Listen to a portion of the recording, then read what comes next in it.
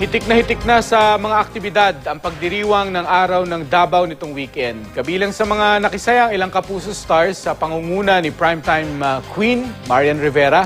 Makibalita tayo kay Helen Quiñanola ng GMA Davao.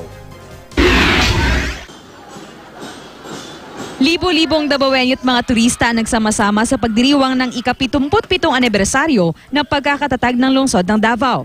Mapa-indoor o outdoor activity, ginagsa. Una na riyan ang pagrampa ng 15 batang lumahok sa Munting Mutya 2014. Suot nila ang kani-kanilang makukulay na outfits. Mula sa mga bagets, nagpatalbugan din ng ganda at talino ang mga bagong mutya ng Davao. Nagpakitang gilas naman sa kanilang mga obra maestra ang ilang tattoo artists. Pero higit na tinilian ang mall show kung saan tampok ang ilang Kapuso stars.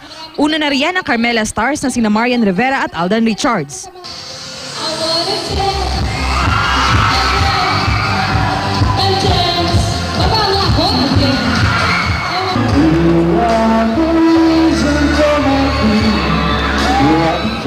Present din ang mga bida ng inamorata na sina Max Collins at Luis Alandi.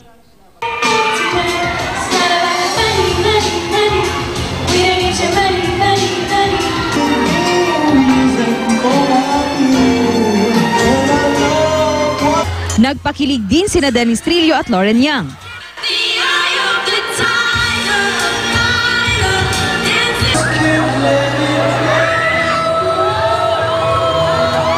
Ang Asia Songbird nakipagpiritan pa sa winner ng Davao Songbird Competition.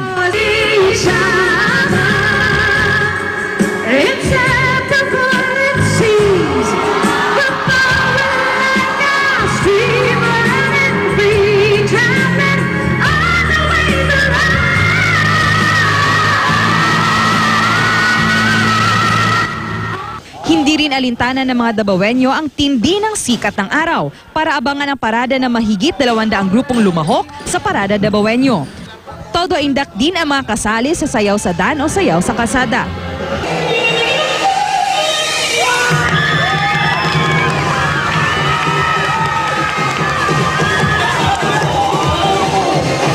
Lalong nagpanining sa parada ang Kapuso Float sa kayang ilang artista, gaya ni Camille Prats, Sunshine Dizon at iba pa. Mainit din tinanggap ng mga Cebuano ang Kapuso leading ladies na sina Maxine Magalona at Lauren Yang sa kanilang mall show sa Cebu City. Laking pasalamat ng dalawa sa patuloy na pagsuporta ng fans sa kanilang mga proyekto.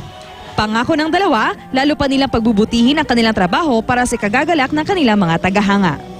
Helen Quiñanola, Nagbabalita, Pilipinas.